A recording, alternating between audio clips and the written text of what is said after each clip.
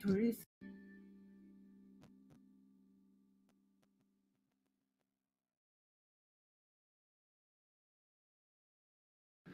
Narito't ating alamin kung ano ang urban container gardening.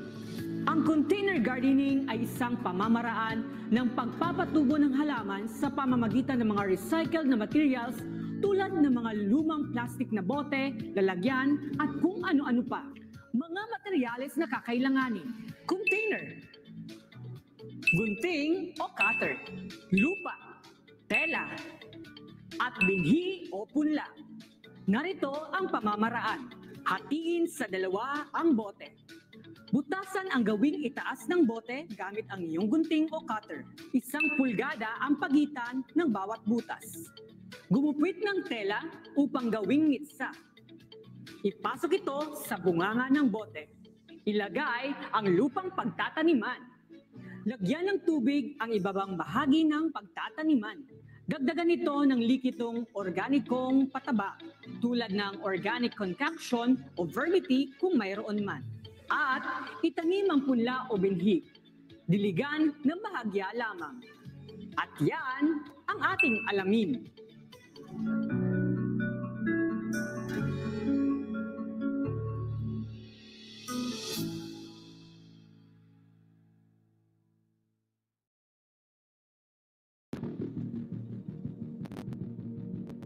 My dear countrymen, we confirm cases of COVID-19 in the Philippines has risen to 140. Upon further study of worldwide trends, I have come to the conclusion that stricter measures are necessary. It will be an enhanced quarantine during which the movement of everyone will be significantly limited.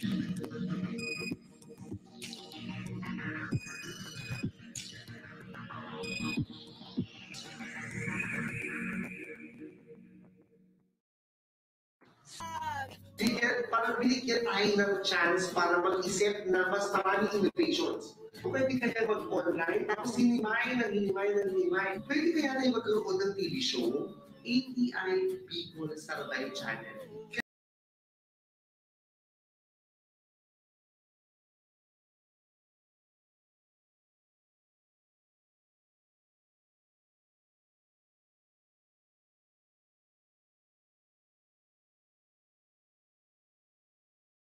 Tayo na't ating alamin kung ano ang e-learning for agriculture and fisheries. Ang e-learning for agriculture and fisheries ay isang major component ng Department of Agriculture, Agricultural Training Institute o DAATI e-extension program na nagbibigay alternatibo sa tradisyonal na serbisyong ekstensyon sa pagsasaka, pangingisda, maging sa sektor ng natural resources sa pamamagitan ng ICT o Information and Communication Technology. Paano magrehistro sa e-learning? Bumisita sa e-extension site na e-extension.gov.ph at i-click lamang ang e-learning component. I-click ang Create New Account link. Sagutan ang account registration form. Makakatanggap ka ng mensahe sa SMS o email para sa kumpirmasyon ng inyong account. At pwede ka na mag-login gamit ang inyong account. Bilang e-learners, makaka-enroll ka na sa iba't ibang kurso patungkol sa agrikultura at pangingisda. Pangalawa, maaari ka rin makadownload na ng digital learning resources o TechnoKits. At makakapanood ka pa ng mga video clips. Maaari ka na rin makisali sa iba't ibang diskusyon at forum online. Ako po si Kuya Chan, yan ang ating alamin.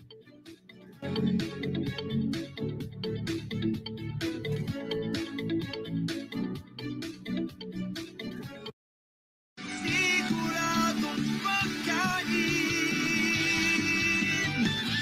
sa buong bansa.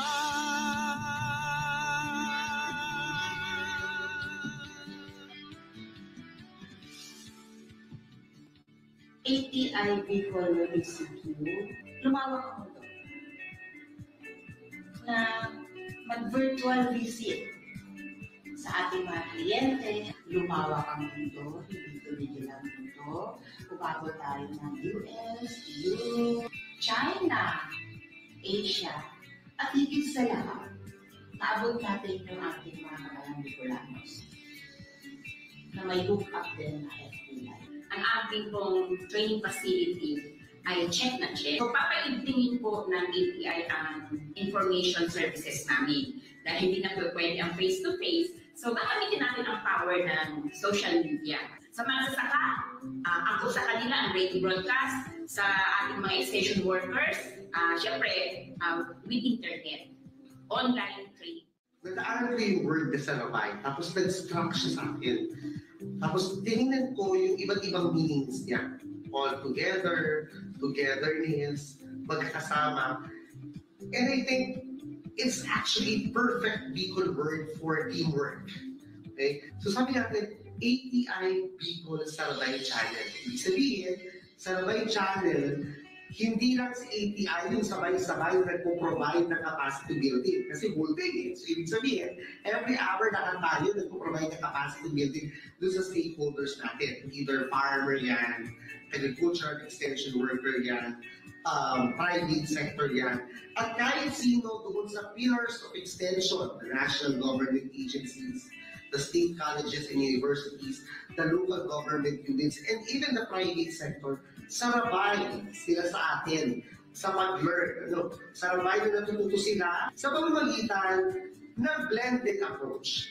To meet their targets, kailangan ng collaboration. Despite na ISS ang lead, dahil online platform ito, ang CAST hindi pwedeng ISS lang. Magbigay ng pangunahing training o pagsasanay at extension services sa larangan ng agrikultura at pangisdaan. So, ito talaga magiging challenge sa amin from developing the contents, shooting, video editing, hanggang sa pag-promote ng aming mga program. Patuloy pa din po ang ating mga pagsasanay na susuporta sa ating RISE program. Actual na training na 3 days para sa mga partners na 15 participant. Ang focus ng High Value Crops Development Program o HVCDP ngayong taon ay Urban Agriculture Program na kung saan nakapaloob dito ang mamamahagi ng starter kits. Matutunayan po natin dito sa ating Sarabay Channel ang iba't ibang kasanayan at pamamaraan ng organikong pagsasaka. The beekeeping, mga skills training para po sa ating mga kapatid na katutubo o ang ating mga indigenous peoples. Sa regular program po ng ATI Bicol, tatalakayin po natin ang mga trainings o pagsasanay on capability building and livelihood skills. Ito naman ang pangalan sa livestock segment sa ating ATI Bicol Sarabay Channel. Aming talakayan patungkol sa pakain tulad ng teknolohiya ng innovation. Pag-uusapan din natin ang patungkol sa sakit at kalusugan ng ating mga livestock animals at ang mga pamamaraan para iproseso ang mga produkto mula dito. Ang biyaheng LSA ko ay segment ng programang ito na kung saan ay ipaliliwanag namin ang mga innovative extension modalities ng ATI Bicol. Sa Information Services Hour ng ATI Bicol Facebook Live, ipapaabot namin dito ang mga kaalaman, lalo-lalo na yung mga kabataan ay interesado sa agrikultura. Ang e-learning ay bahagi po ito sa nasabing e-extension program. Ang gagandaan po rin ito ay hindi po kailangan ng tuition. Hindi po rin po tuition dito. Wala po kayong task na kailangan. You can do it in your office, sa inyong bahay. At sasabi niya dito, you can learn at your own pace, at your own place. At sa procurement and supply, medyo magbabago yung namin sa procurement. Kasi kunti na yung mga requirements na supply kasi wala na face-to-face. Medyo mababawasan yung requirement ng mga activities. Under sa new normal po, yung mas magiging cheaper yung expenses tapos magiging mas makater sa maraming audience. Yung health protocol dapat kaling amas, is amas. Dahil sa puso na natin na lagi tayong maghuhugas lagi ng kamay. E di mag-try po tayo. Pandemic is global, ATI Bicol went global. Beyond Philippine boundaries. Pagkain sa buong bansa, mas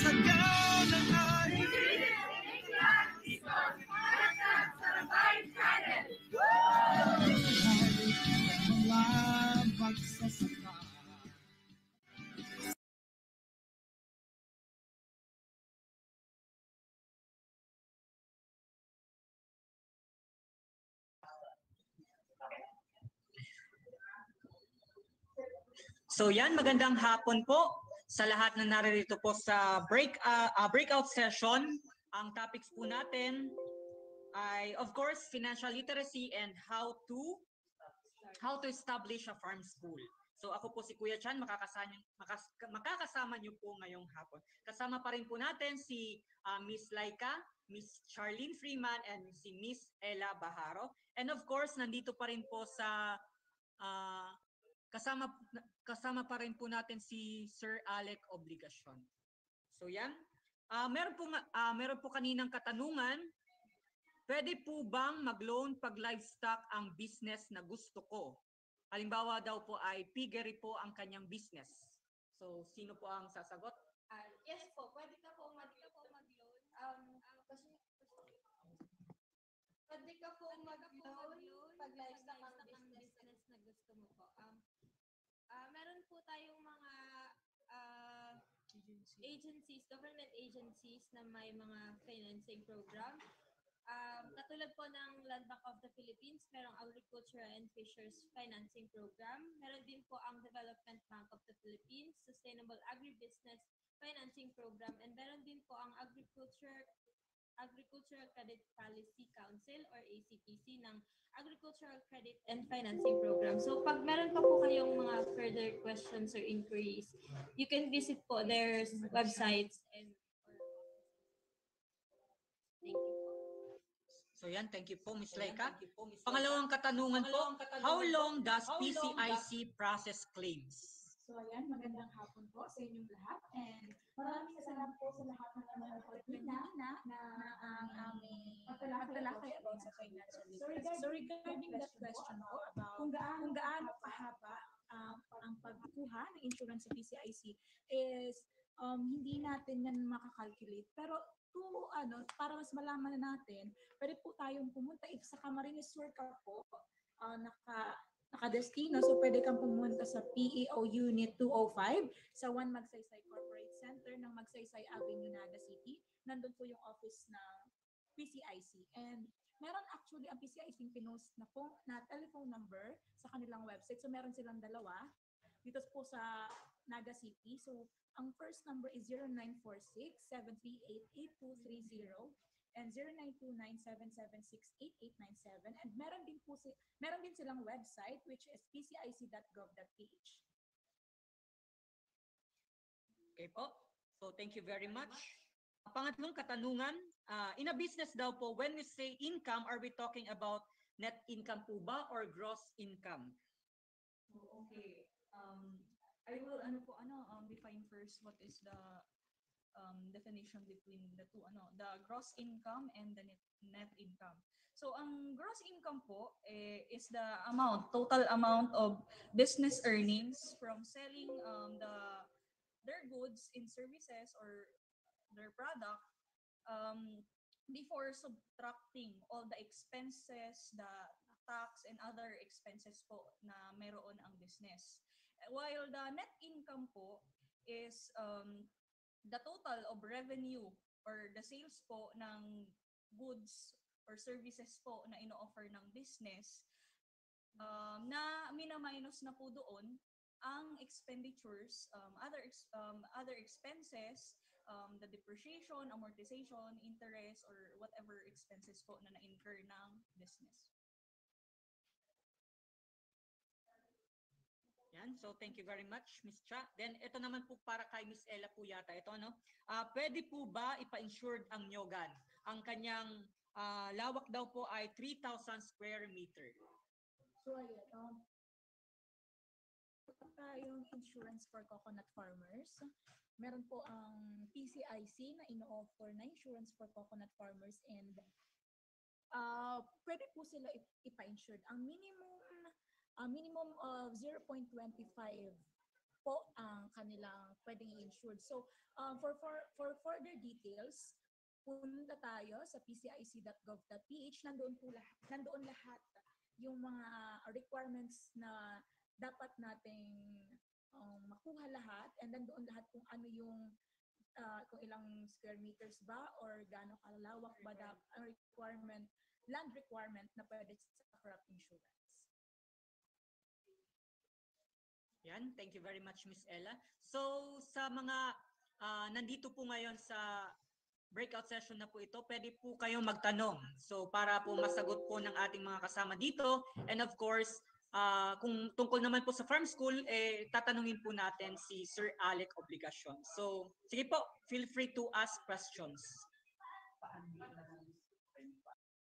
Pa-unmute na lang po sa mga gustong magtanong para po marinig po ng lahat.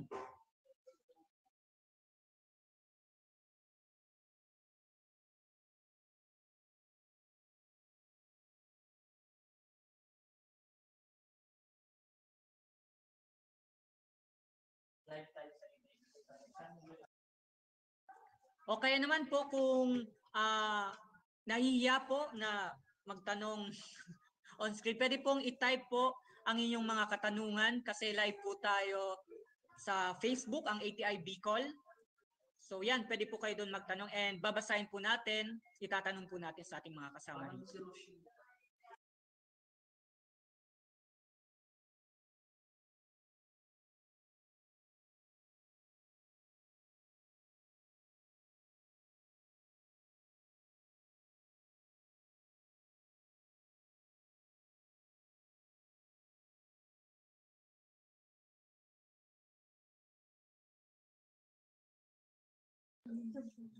So sige po, kung may tanong po, Ma'am Rochelle Arojo, kasama po natin ngayon. Si Ma'am Ruth, si Sir Ed. Hi Ma'am, Ma'am Rochelle. Natatawa po si Ma'am Rochelle. Si Ma'am Jenny, si Sir Justin, si Ma'am Dimple, si Ma'am Premex, and associations po ang mga nandito. Si Ma'am Melinda, then from CBS-UA, si Artaguba, Steffi Moran, Sir Pedro Atanasio, Sir Bong Collado, Sir Rodel, Bobis, Ma'am Jeneline Dino, Ma'am Zinen, Sir Jesse, and then si Sir Alec Obligacion po kasama po natin. Yan.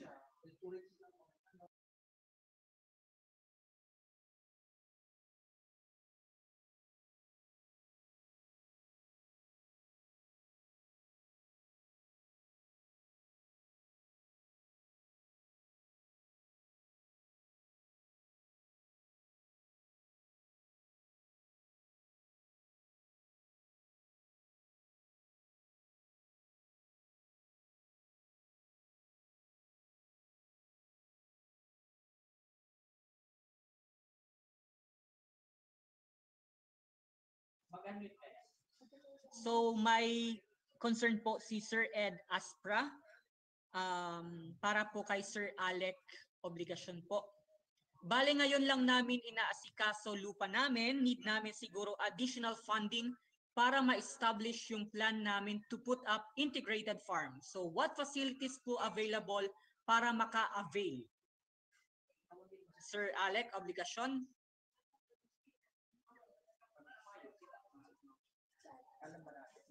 Sir, wait lang po. Saglit lang po.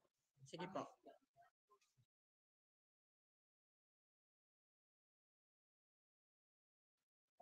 Ano po, doon po kay Sir Ed Aspra.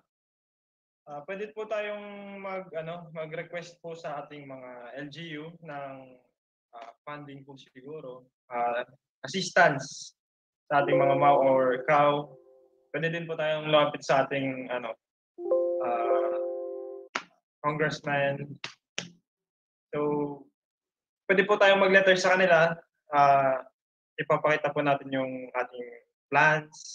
Tapos, meron naman po siguro silang mga fund. Kasi ganun po yung aming ginawa. Nag-request po kami sa aming congressman. Tsaka doon din po kay Gov. Nabigyan din po kami ng assistance. So, yun po.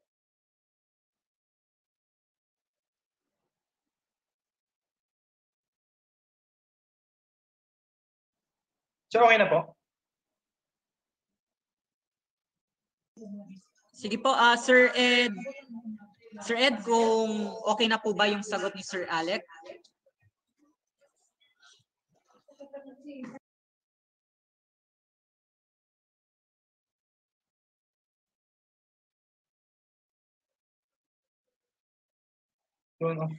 Sir Alex, sabi po ni Sir Ed, loan facilities po na available siguro.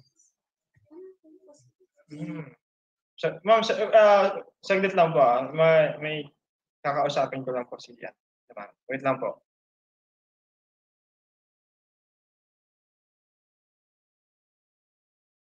Balikan ko po kayo, Sir Ed. Saglit lang po. Sige po.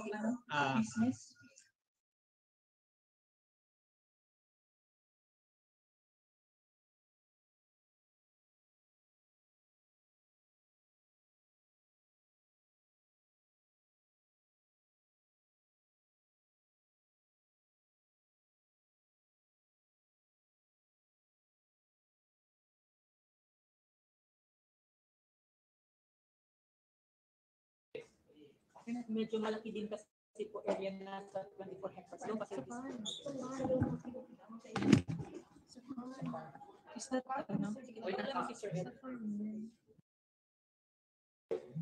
Sir, are you pertaining po the loan program na kumbaga is it existing na po or ano po you're starting to put up? Tanong po yun ni Miss Cha para kay Sir Ed. To clarify lang po the question.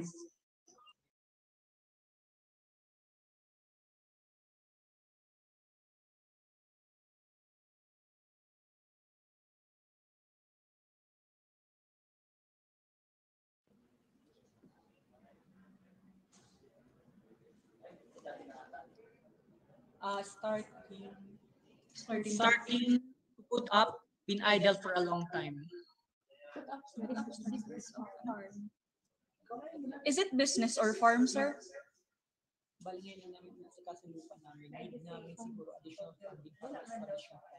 Okay, to answer that po, i-ano ko na lang po yung mga loan programs ng Department of Agriculture. This pandemic po is nag-launch ang ating Department of Agriculture ng mga programs kung saan po pwede sa ating makatulong ng mga farmers. Hindi lang po yung mga big farmers, kundi ang ating mga small and micro enterprise. So, ang una dyan po is the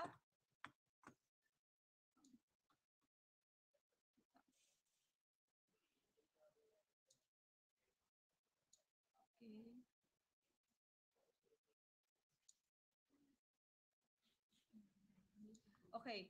Ang una dyan po is the loan for marginalized farmer and fisher folks. Ito po yung maliliit nating magsasaka and fishers. Sila po ay pwede silang maka-acquire ng 25,000 with no collateral and interest. This is payable within 10 years. And another one is the agri-fishery micro and small enterprises. Ito naman po is related with the enterprise. 10 million po ang loanable nito and it is kumbaga payable within 5 years. Ang capital access for young agripreneurs naman po or kaya, this is the loan na inopen ng Department of Agriculture sa mga youth. Ito po ay pwedeng mag-loan tayo ng 500,000 with zero interest within 5 years. And the agri-negosyo program naman po, ito naman po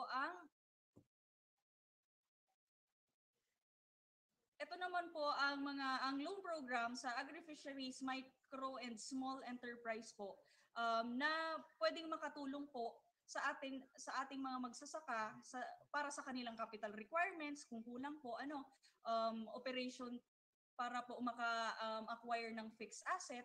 Ito po ay open para sa mga sole proprietorship, pwede naman pong partnership ang ating enterprise, corporation, and co-op. Basta po, ang requirement lang po nila is dapat po ay registered tayo sa RSBSA na tinatawag. And also, meron din pong Farmers and Fisher Folk Enterprise Development Info System or FFDIS. Meron po tayong dalawang two types of na binibigyan or ginagrantan ng loan na related sa anyo. Ito po ang Micro Agri-Negosyo Loan Facility. Ano po? Ito po para sa maliliit po na enterprise, pwede pong makapag-loan ng 300,000 with zero interest and payable within 5 years. And also, small agri-negosyo, ito po yung mas malaki compared sa micro-enterprise. Ano po? 300,000 naman po to 15 million ang pwede nilang i-loan with zero interest and 5 years. So, kung ikaw, sir, kung hindi ka naman po enterprise, ano po, pwede ka pong makapasok sa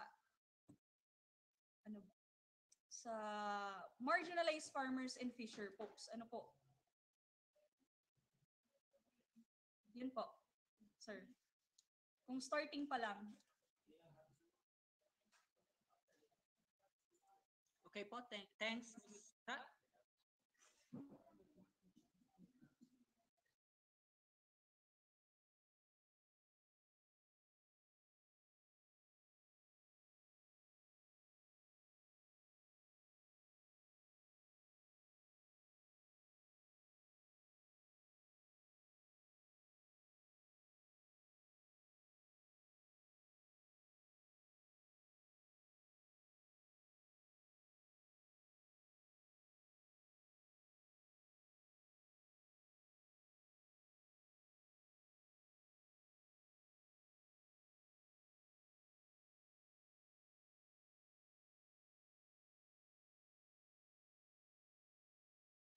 So, any questions pa po ba?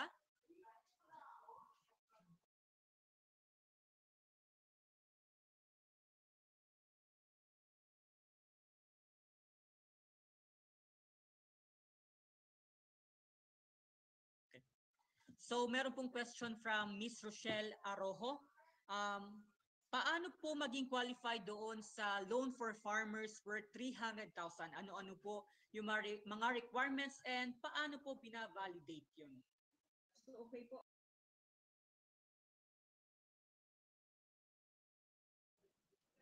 I guess, Ma'am Rochelle, is pertaining po sa ating anyo or agri-negosyo program po for agri-fishery, micro and small enterprises. Is it ma'am? Kasi po, that program po, sila po yung nag-lend ng 300,000. So, ano po ba yung mga requirements? Dapat daw po ay you are a sole partnership corporation or co-op. Ano po? Part of that. Part of co-op corporation or pwede naman pong ito po yung mga samahan ng maliliit na magsasaka and fishers. And another requirement po is dapat ay registered tayo sa RSBSA. Ano po? Ito po ay yung form na binibigay ng DA, ano po, na sinubmit natin sa ating mga MAU, ano po, sa ating respective municipalities.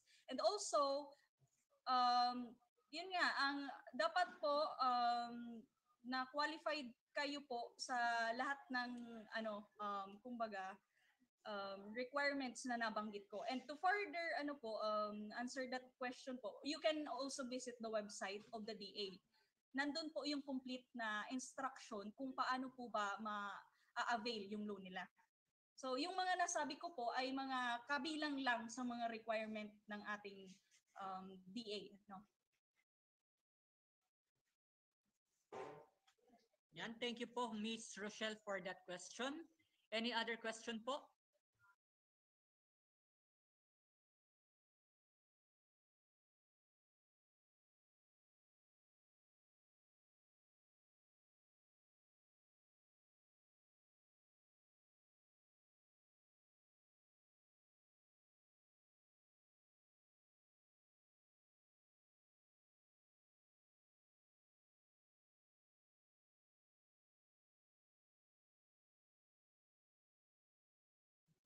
Okay po, balikan po natin si Sir Alec Obligacion.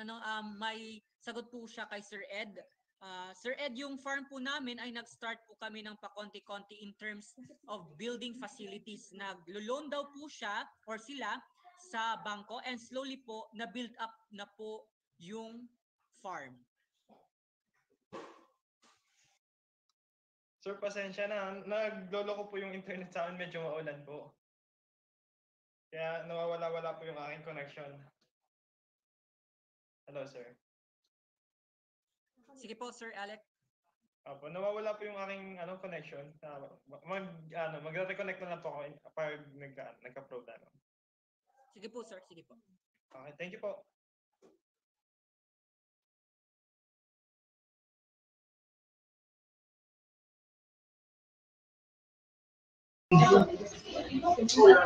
Saan magkakakuan ni list of na DE, list of association or organization of farmers and DE.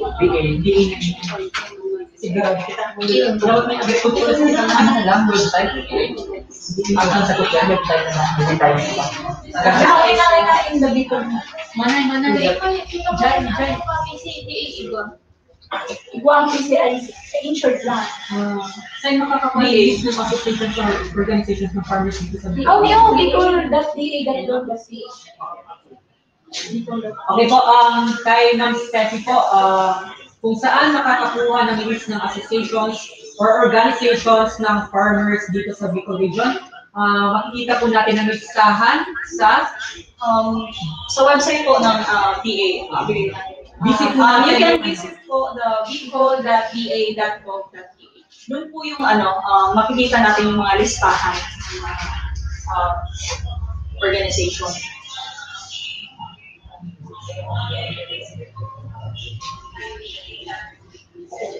Okay po. Any other questions? Regarding the question, nagbabalak po ako sir kung makisaldo po. Maliit ko lang po binabalak ko lang 30 square meters lang po yung area ko. Magpakonstruct kasi ng data house. Ano yung program po? Kaya po. Pero po, maliit na marginalized. Marginalized. Sino yung pangulong? Sir,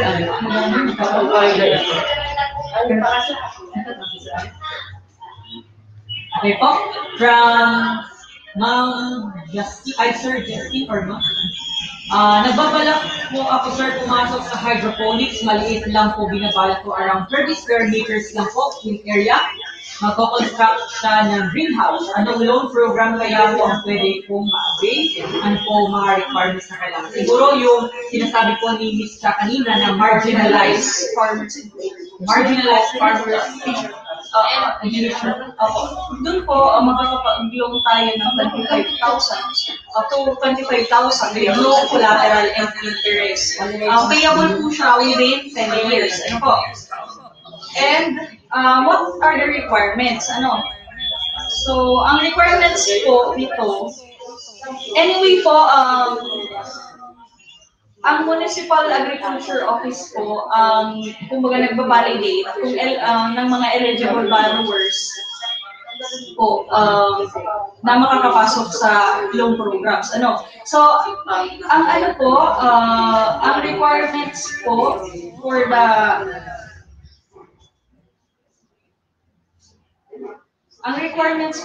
for the marginalized farmers and fisher folks ay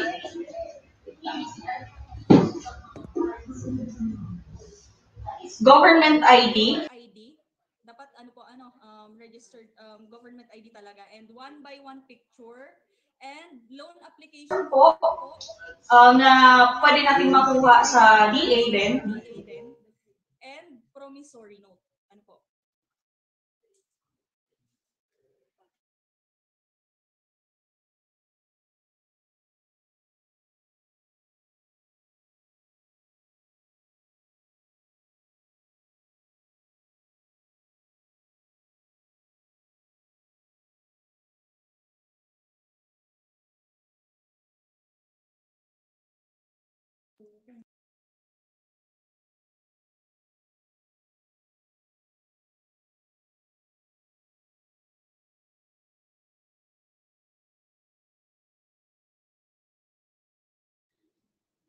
Okay, so sabi ni Sir, ma'am, ano po yung sabi ni 22 years old siya and medyo may kaya daw. Okay, so medyo may kaya si Sir. So this loan program po kasi is for marginalized kasi ni-launch kasi siya because of pandemic. Ano po? yung mga nahihirapan nating kapatid na magsasaka na hindi maka-avail ng fund for their land or farm. So kung si Sir ay may kaya naman, maybe you can visit po the DA and doon tayo magtatanong kung anong mga for sure po may mga loan program naman ang ating Department of Agriculture na swak po sa estado natin sa buhay. Po. So and also you can add kung meron naman ang Land Bank of the Philippines na ino-offer na loans. Yes, sir. You can visit also the website of LBP. I think they are also offering, and the PCIC, I think. Kasi po, yun nga po, meron as far as I know po, meron ang PCIC na tinatawag na PLE, that is the Productive Loan Easy Access. Doon tayo, yun po yung loan program for livestock and crop. Siguro, sir, sakto tayo dun sa mga loan programs na yun. Yan lamang po. Okay, thank you po. From Sir Alec Obligacion. Again po, sa mga interested maging isang learning site for agriculture or LSA, ang minimum land area po ay dapat 1,000 square meter. Again, sa mga interested maging LSA, minimum land area po natin ay 1,000 square meter. Yan. Any other question po?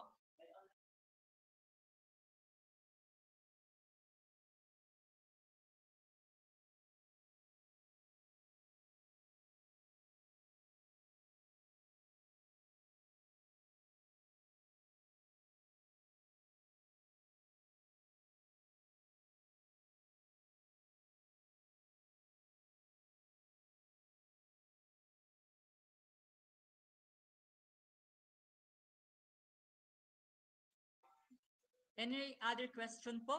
Sa mga online viewers po natin, again, pwede po kayo mag-comment sa ating Facebook ng ating ATI Bicol.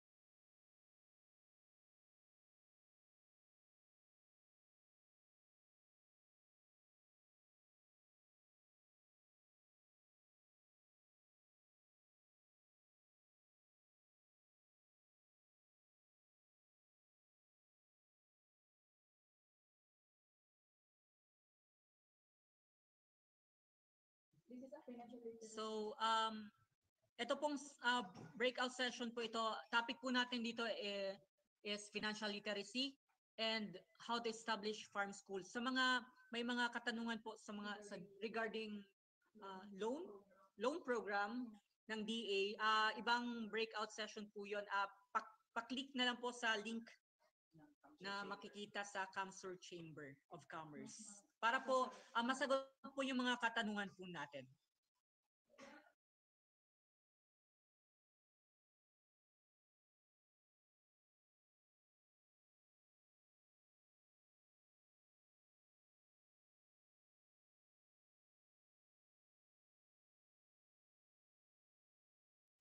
Again po sa mga may katanungan po regarding loan programs ng Department of Agriculture, lipat po tayo ng breakout session.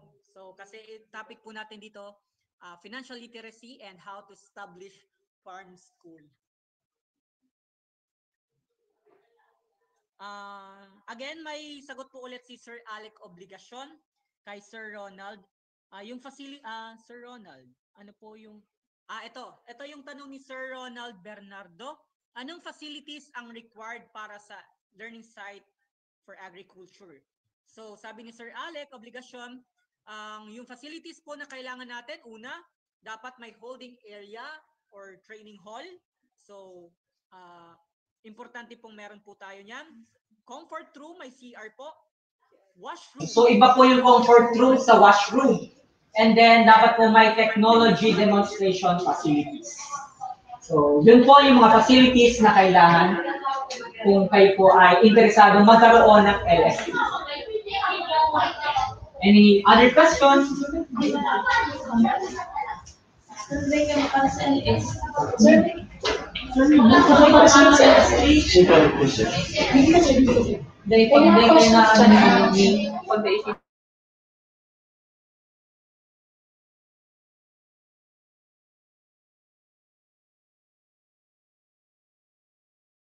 So, how about daw po yung area Required. So, sabi po natin kanina, minimum requirement, dapat 1,000 square meter. Pero for clarification lang po, Sir Alex daw po, yung sa training hall daw po, gano'n daw po kalaki ang kailangan? At least makakapag 30 na participants. Sabi ko. It can hold. So, yan.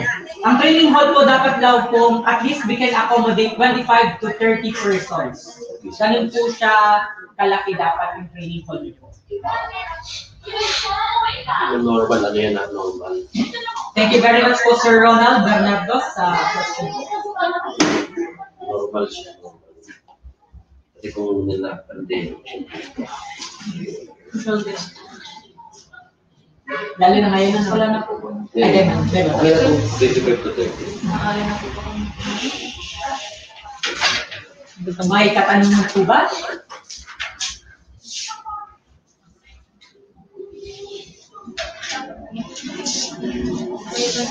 Pag may nalabot ng demo po ng simento na lang, demonstration. Kasi ba si Sir Alex na itong... Kung may makapit, yan itong nasa vegetable production. Nagulit na naman yung generally. We are government agri-school. What assistance can we get from the especially sa mga equipment galing sa budget namin? Sabi ni Alex, welcome po sir. If interested po kayo mag-put up ng learning set, pwede po tayo mag-patuloy sa inyo. Para kung alam yung process. Ano siya? Dahil government agri-school.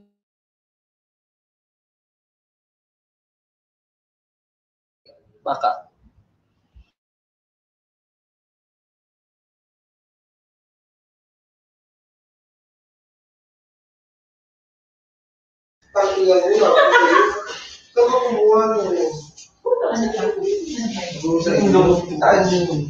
So, sa mga interested po na mag-put up ng learning site, pwede po tayong pumunta po dito sa ATI para po malaman po natin kung ano yung mga kailangan, mga requirements, yung application process, o kaya i-contact po natin si Sir Alexander Vargas. Siya po ang ating focal na LSE. O kaya may nakapost po kaming infographics sa aming website. You can visit our website, which is the ati.da.gov/ati-time. Then, check po natin kung ano yung requirements na kailangan and yung proseso. Yes. May follow-up question po from Sir Ronald. How about po ng qualification ng owner daw po? Need po ba ng NC2? Dapat NC2 daw po siya? At least ang ang magiging farm manager o owner, may training siya sa ATI. So, training na given ng ATI. Kasi may mga requirements pa rin naman. So, dapat may nagtatanong. So, dapat train siya ang farm owner? Pati sila pag-undergo ng training, tao ka rin ATI. Related side. So, kailangan po ang ating farm owner ay naka-undergo po ng training related po sa training na given ng ATI. Training given ng ATI po. Dapat po, yan, sabi nga po ni Sir Alex, dapat po ang trainings natin is from the ATI.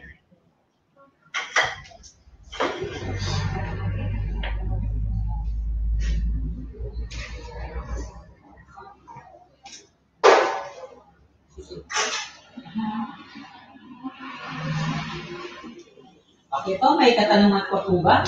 Tama. Tares ang simbag ni ano. Ni Sir. Ang kanda rin kita ka na.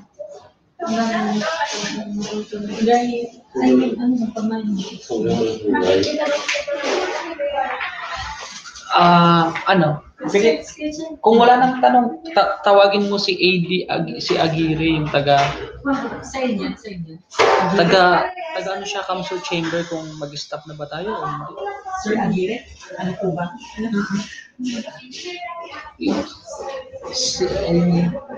Wala na po ba tayong katanungan, clarifications? Sir Aguirre? Or si Ma'am Maris? Ano sabihin po? Ano po ang pagkakat? Kasi parang wala naman nang tatanong. Anyone from chamber po? Siguro naman po wala na po tayong katanungan, questions? Ma'am Maris?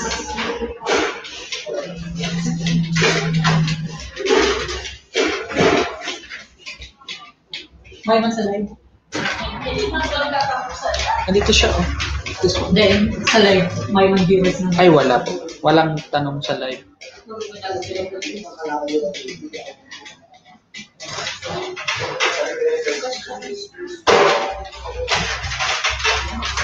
Wala.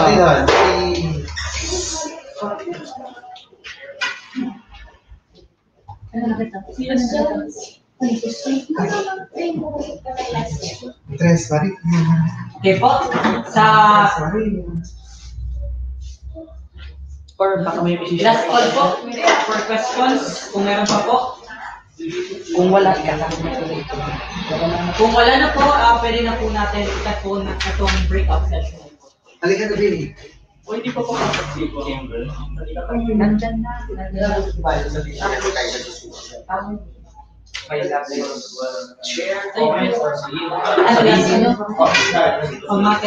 Oo, sige.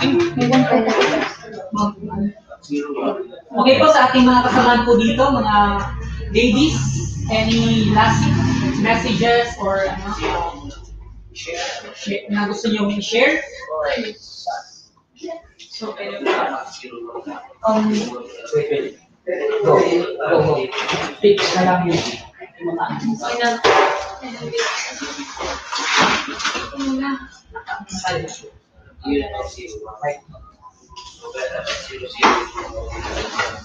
Okay.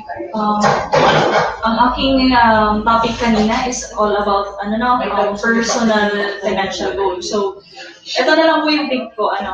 So, in order to set goals po, kasi po, pag nakaset na po tayo ng goals, madali na lang po sa atin ma-achieve ito. So, the first is to have self-awareness.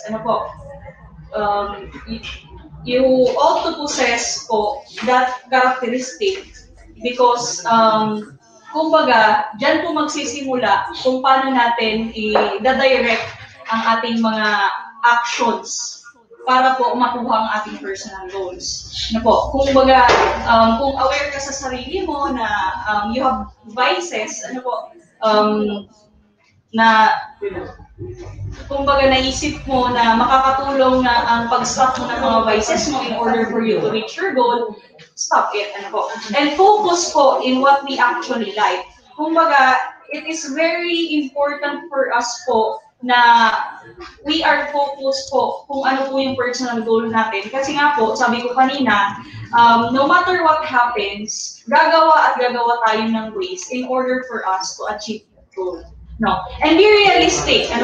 Kumbaga, ang ating mga goals po, dapat naman ay hindi naman suntok sa buwan. Kumbaga, papasok na dyan po yung ating financial capabilities. Kumbaga, yung goals ba natin ay achievable? Or kumbaga, kaya ba ng budget natin ang ating mga goals? Yun po. And dapat specific and clear. Yun po.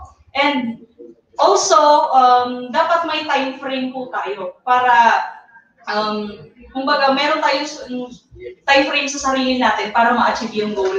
And also, decide what actions to take. Ano po ba yung mga actions na kailangan natin i-take para po makuha yung goal na yon. And also, the best way is to go through it and live by it. Kumbaga, pag naumpisan, madali lang po yan. Pag naumpisahan na natin, tuloy-tuloy na yan. And hindi lang po yan dapat, kumbaga, pagdadaanan natin. Kumbaga, we have to live by kung ano man po yung mga pinagdaanan natin. Kumbaga, yan, isabuhay na natin ang pag-save or pag-invest or kung ano man ang mga ginagawa natin to achieve our personal goals. Yun lang po.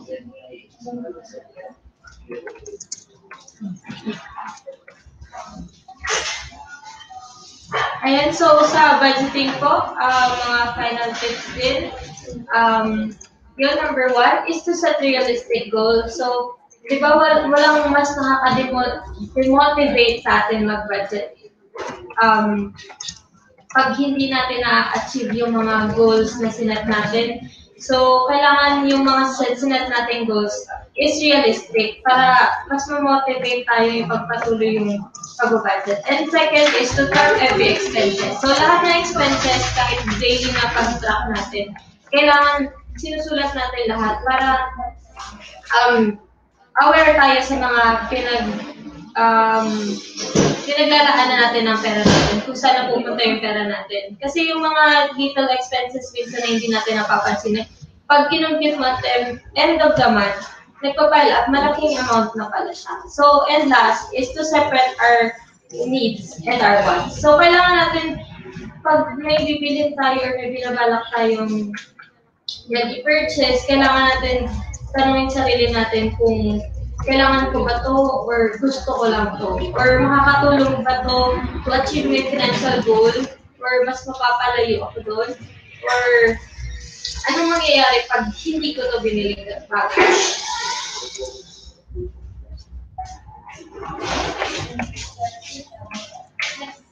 Okay naman, so my tips naman po sa ating mga farmers when it comes to investing is I have 3 tips. First is to educate yourself. So, actually, itong first step na to is na-accomplish na natin because nag-attend kayo kanina ng aming session about financial literacy. So, next step is let farmers and ranchers do what they do best. Kasi, if you are a farm owner and you don't have enough experience sa outside field, so we have some farmers and ranchers na nag-aasikaso sa ating mga farm.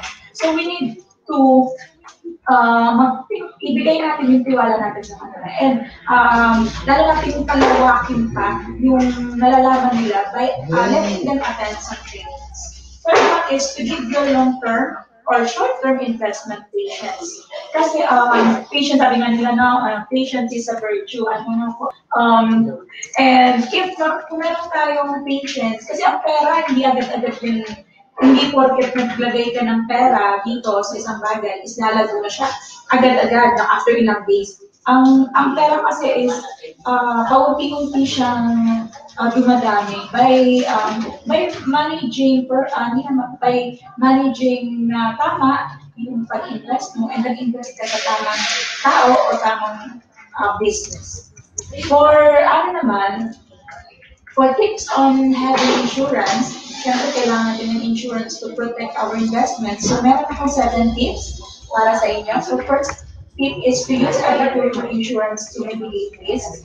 So kapag kukuha tayo ng insurance, dapat isipin natin kung ano yung laman ng insurance. Ano ba yung cover ng insurance na yun? Kung cover niya ba yung personal property natin, yung dwelling natin, yung water property natin, or yung crops natin. Next is use an insurance broker. If you are not hindi tayo familiar masyado when it comes to insurance and kailangan natin ng advices, let's use an insurance broker. So, they will be the one who will give an advice sa atin. And also, ang insurance broker ay nagtatrabaho sila sa multiple insurance carriers na hindi tulad ng mga agents na doon lang sa particular type of insurance. Next is get accurate agriculture insurance notes. Kumbaga, let's do our research. Hindi tayo basta mag-venture sa insurance na, ay talaga, ganyan. Sige, mag-insure na ako. Hindi. Let's do our research. Kung yun ba talaga, kung okay ba talaga yung contract na ibigay nila sa'yo. Next is establish the type of agriculture insurance coverage. For example, you are a farmer from Catanduanes, and ang Catanduanes is medyo bagyuhin po siyang province. So ano ba yung kailangan ng insurance kapag binabagyo yung mga crops natin? Kailangan po ba ng crop insurance? Kailangan po ba ng calamity insurance? Yan po. If nandun ka naman sa earthquake o flood, madaling bahain na lugar, so pwede kang, yun din yung type of insurance na dapat nandun. Next is ask for agriculture insurance discounts. If you can, hindi to lagi merong offer, but you can ask your insurance broker if may offer sila sa iyo na mas makakagaan sa pagbayad mo ng insurance, na mas makakaluwag-luwag po sa ano. Next is make sure, one of the most important is to make sure that the insurance company is reputable. Again, let's do our research and let's ask for advices dun sa mga taong naka-experience na ng pagpasok sa insurance. Tanong natin kung okay ba sa kanila, if nung may nangyari doon sa farm nila, ano ba, gano'n pa katagal bago sila na-insured, ano ba yung mga papeles, madali lang baguhin yung mga papeles na hinihingi nila sa inyo, and also, magtanong-tanong tayo sa mga taong pinagkakagawanan. Next, last bit is always be truthful in your insurance application. Ayan, so may mga taong nagkakaproblema dito kasi hindi sila totoo. For example, doon sa size ng kanilang land, for example, minsan hindi tama o hindi accurate yung size of land na sinasabi nila. And also, hindi yung owner. Number one din, hindi nila sinasabi na sinangla lang sa kanila yung land. Hindi sila ang owner nito. So, dapat sinasabi natin kung sangla lang ba yung land sa atin or sarili talaga natin siya. And also, kung ano yung mga tinatanong natin, kung ano ba yung time ng pagtanim natin and gaano tayo madalas magtanim, important rin yun doon. So, ayan. So, yan yung 7 tips na pwede kong ibigay sa inyo. Maraming salamat po. And so, last na lang po, tips on savings. Saving money secret number 1 is yung budgeting nga po. So, para dapat aware tayo sa mga napupuntahan ng pera natin para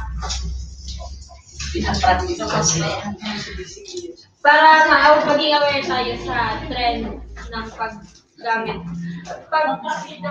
paggastos natin and ma-fix natin yung mga areas na may problems para makapag-save na tayo. So, from saving money secret number 2, pay yourself first. Na-mention ko na din po ito kaninang umaga na dapat baguhin natin yung approach natin. Hindi na siya dapat income minus expense equals savings. Dapat yung savings is maging part ng expense natin. So, dapat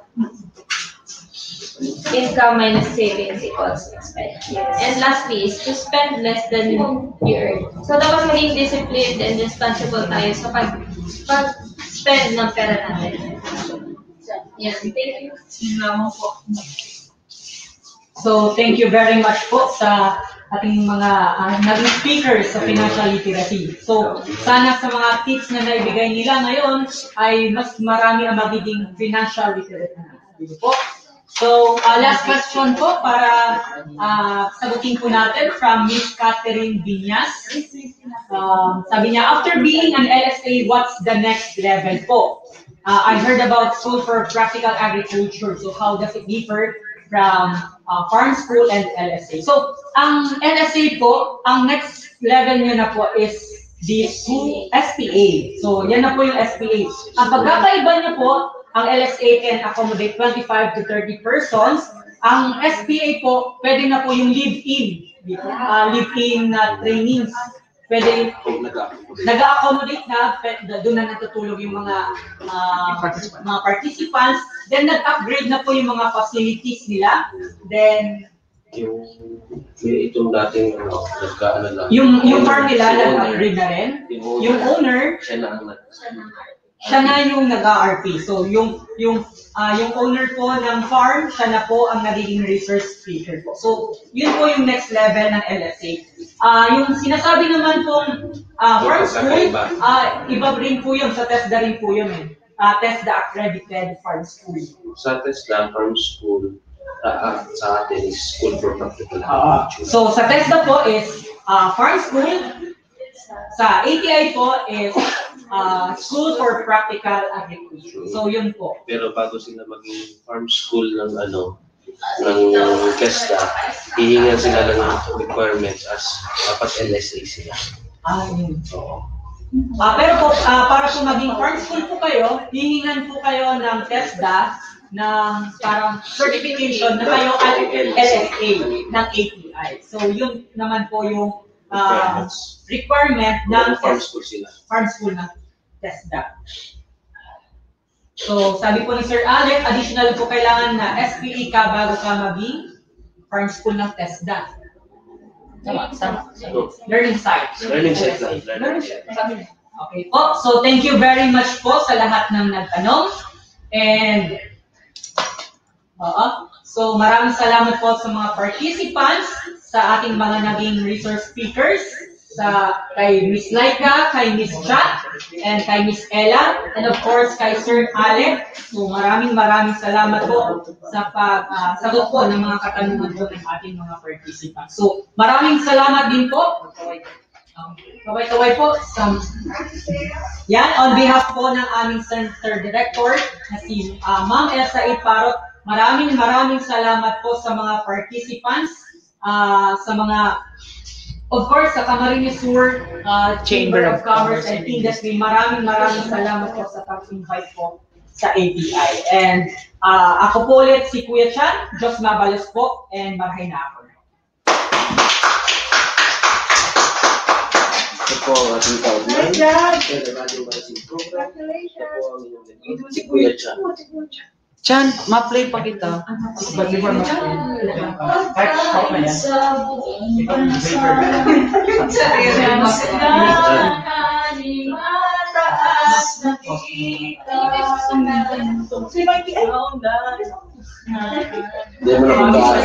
Di ba nakapayat, tapos madyan na go. Ayos. Iya. Ang tanong ko, may mga savings ba kanya? Wala po. Wala nyo mga mag-save po tayo mag-save. Ikaw meron ba? May insurance po ba kayo?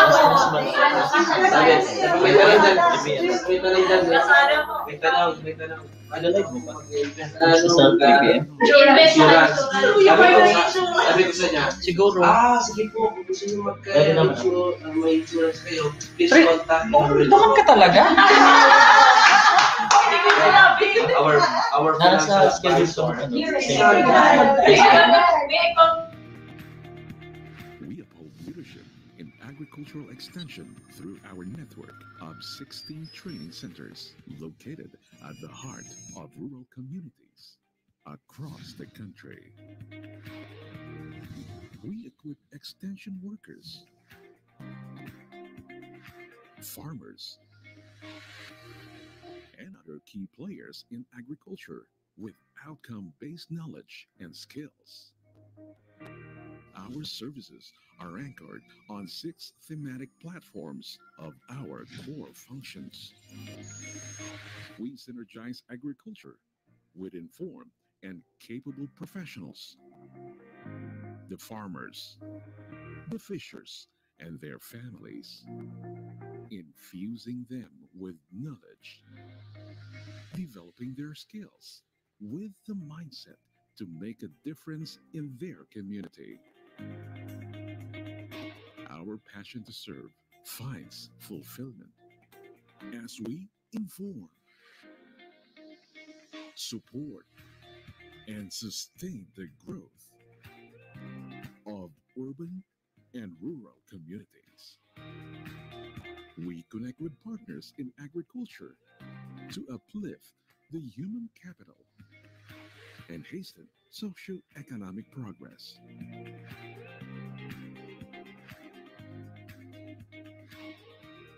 This is the Agricultural Training Institute today. We are providing excellent extension services beyond boundaries.